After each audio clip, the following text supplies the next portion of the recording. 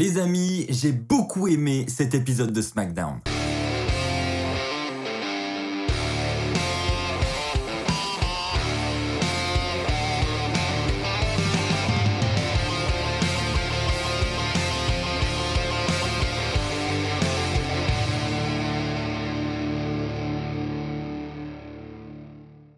Bonjour à toutes et à tous, on se retrouve comme chaque samedi pour la review du SmackDown de cette semaine. Je vais vous donner tous les résultats. C'est parti, on commence sans plus tarder avec le premier point. Pour commencer, parlons de ce match par équipe avec d'un côté Kevin Owens et Big E qui fait donc son retour. Ça faisait un petit moment qu'on l'avait pas vu. Et de l'autre côté, on a Apollo Crews, notre champion intercontinental. Et cette semaine, il fait équipe avec Sami Zayn. Donc match par équipe assez sympa, vraiment une bonne durée en plus. Il a duré assez longtemps, assez équilibré. C'est Kevin Owens qui va prendre l'avantage à la fin du combat. Il va réaliser un stunner sur Sami Zayn pour la victoire. Donc victoire de Kevin Owens et de Big E. Kevin Owens et Big E vont ensuite repartir vers les coulisses tout en célébrant leur victoire. Et ça ne va pas plaire à Apollo Crews. Apollo Crews va prendre un micro et va dire « Mais pourquoi vous célébrez cette victoire ? Il n'y a pas de raison. Si j'ai perdu ce soir, c'est à cause de Sami Zayn. » Alors évidemment, ça ne va pas plaire à Sami Zayn. Sami Zayn va la ramener, etc. Et à ce moment-là, Apollo Crews, il va dire « Écoutez, la semaine prochaine, moi, je vous défie pour un rematch. Cette fois-ci, je ne serai pas en équipe avec Sami Zayn, je serai en équipe avec le commandant Aziz. » Et donc, ce sera le premier match officiel du commandant Aziz aux côtés de Apollo Crews la semaine prochaine. Sami Zayn, il est vraiment pas content, donc il vient un petit peu gueuler sur le ring face à Apollo Crews et au commandant Aziz. Et le commandant Aziz, on l'emmerde pas comme ça, lui, il va foutre une grosse patate à Sami Zayn qui va être mouché au centre du ring. Fin du segment.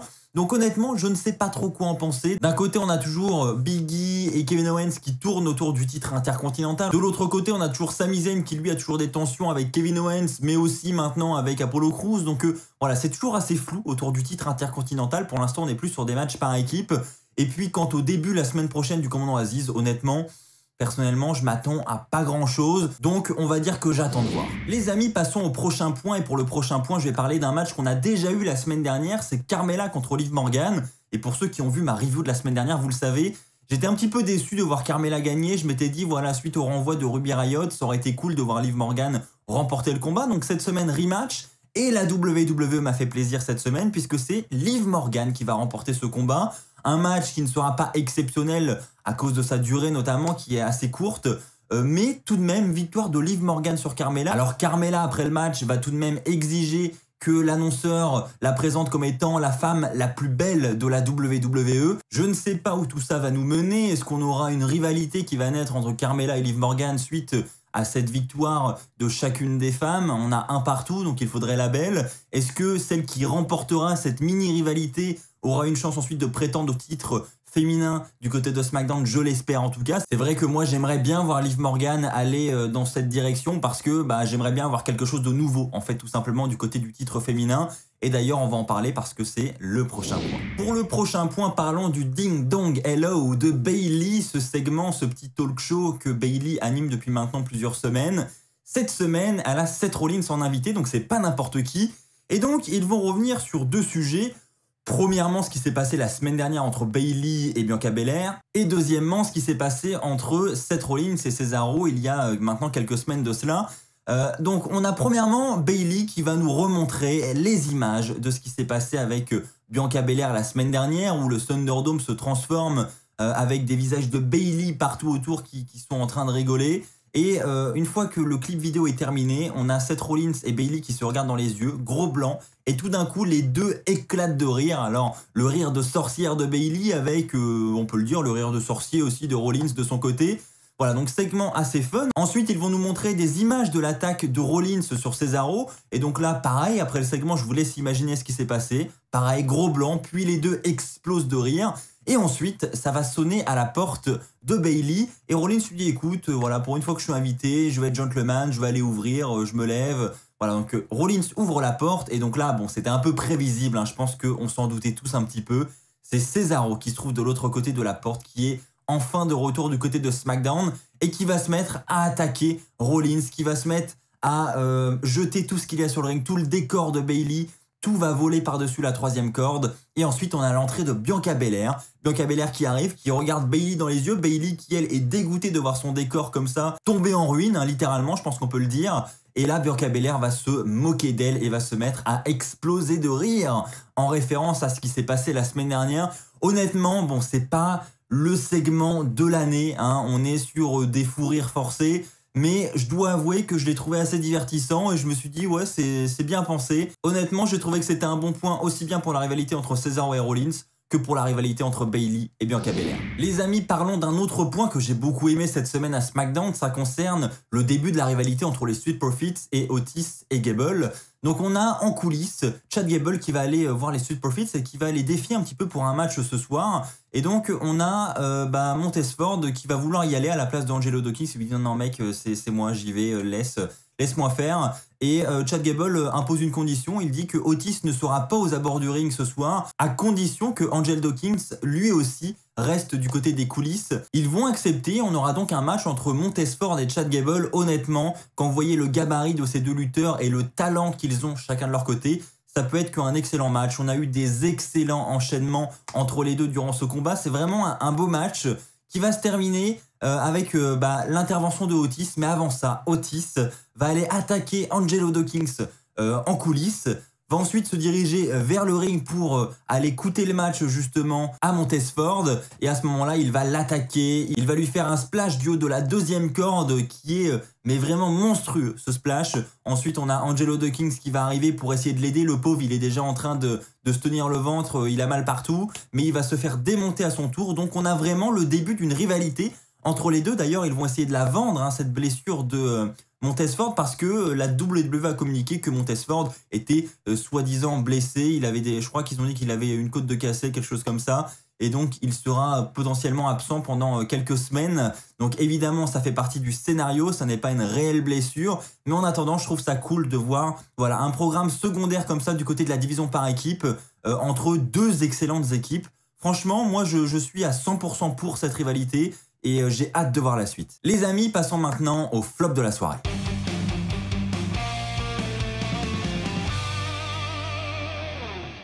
Pour le flop de la soirée, les amis, je vais mettre le match entre King Corbin et Nakamura pour une seule raison, c'est que c'est du déjà vu quoi. Ça va faire maintenant 3-4 semaines qu'on a la même chose, à savoir un match entre Nakamura et Corbin, où à la fin du match, on a le vainqueur qui essaye de se barrer avec la couronne. Donc bon, c'est du déjà vu, donc c'est pour ça que je le mets en flop de la soirée. On a un match assez court entre les deux qui va se terminer avec un roll-up. On n'en avait pas eu ce soir, donc il en fallait un. Roll-up de la part de Nakamura pour la victoire. Et après le match, on a Corbin qui va essayer de sortir du ring pour s'emparer de la couronne. Mais à ce moment-là, au moment où il va mettre la couronne sur sa tête, on a Nakamura qui lui était sur le ring, qui va la choper sur sa tête, qui va s'en emparer. Et on aura ensuite son pote Rick Boogs qui va attaquer Corbin, qui va le lancer sur la table. Et donc ensuite, ils vont se barrer avec la couronne. Donc voilà, flop de la soirée parce que c'est du déjà vu. Les amis, on passe au top de la soirée.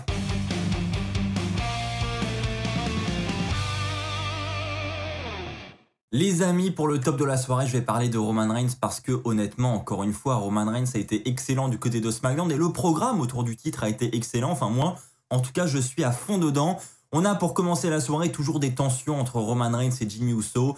Ça ne change pas. On a Roman Reigns qui va discuter avec Jey en backstage et on voit que Roman Reigns essaye de convaincre Jey de ramener Jimmy Uso de son côté. Reigns ne comprend pas pourquoi Jimmy Uso veut la jouer solo comme ça. Donc Jimmy Uso va faire son entrée dans le ring avec Roman Reigns et Jey qui l'écoutent depuis les coulisses. Et à ce moment-là, Jimmy Uso va revenir sur ce qui s'est passé la semaine dernière. Suite à cela, Jimmy Uso va tout simplement dire que Roman Reigns est jaloux de lui. Il veut carrément lui retirer son frère. Et on a ensuite Jimmy Uso qui va dire à Roman Reigns « Écoute mec, ce soir je vais faire quelque chose que je ne regretterai pas. » Et c'est tout ce qu'on sait. Donc plus tard dans la soirée, on aura Roman Reigns qui va demander à Jey Uso de ramener Jimmy dans son vestiaire. Jimmy va ensuite attendre Roman dans son coulisse. Et les deux vont finir au final, plus tard dans la soirée, à se rejoindre. Et là, la tension va monter. Voilà, ça va s'insulter hein, clairement. Et Roman Reigns va finir par dire « Écoute mec, tu veux qu'on s'affronte ?» Et voilà, on se dit, est-ce qu'au final, on va arriver à cet affrontement? Alors, on va voir plus tard dans la soirée que pour l'instant, on prend une autre direction pour Hell in a Cell, mais on voit qu'il y a toujours des tensions entre les deux. Et voilà, ça va se terminer avec Jimmy Uso qui va quitter le vestiaire, et on n'en saura pas plus cette semaine. Donc, il y a toujours des tensions. Maintenant, pas d'officialisation de combat. Pour l'instant, il n'est pas question de régler ça dans un ring, mais ça pourrait très très vite prendre cette direction. Ensuite, plus tard dans la soirée, on a une interview de Rey Mysterio qui revient sur ce qui s'est passé la semaine dernière. Il dit qu'il n'a pas été en mesure de protéger son fils. Il dit qu'on n'attaque pas son fils. Voilà, c'est vraiment le père qui protège son gamin, quoi. Il ne veut pas qu'on mette ses mains sur Dominic Mysterio et donc il s'en prend à Roman Reigns. Il va dire que ce soir dans le main event, il va défier Roman Reigns, il a quelque chose à lui dire. Et donc on arrive plus tard à ce main event de la soirée. On a Rey Mysterio qui va faire son entrée, suivi de Roman Reigns avec toujours autant de charisme.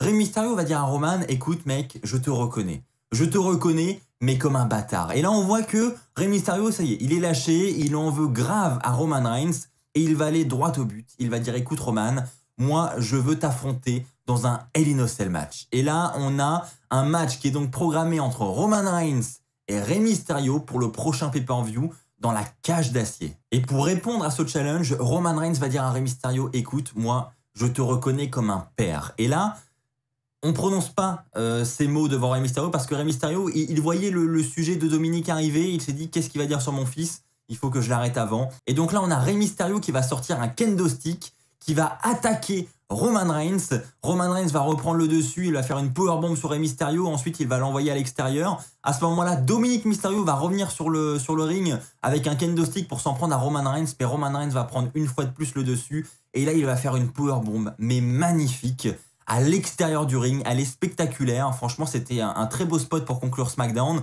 Rey Mysterio va ensuite revenir pour attaquer Roman Reigns avec un kendo stick.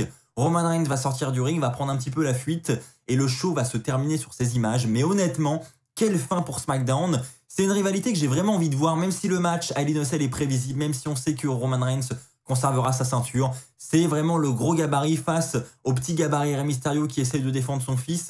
Honnêtement, je pense que dans une cage, voir Rey Mysterio, la légende de la WWE, essayer de survivre tant bien que mal face à un Roman Reigns déchaîné, ça peut vraiment être très divertissant à regarder. Donc vraiment, j'ai envie de voir cette rivalité et j'ai envie de voir ce match à Hell in a Cell. Voilà les amis, donc pour conclure un très bon SmackDown de cette semaine, n'hésitez pas vous aussi à partager votre avis dans l'espace commentaire juste en dessous. On se retrouve donc très vite pour de nouvelles vidéos sur WWE Fan France. D'ici là, portez-vous bien, n'oubliez pas le pouce bleu et surtout, soyez toujours très fiers d'être fan de catch. Allez, bye tout le monde!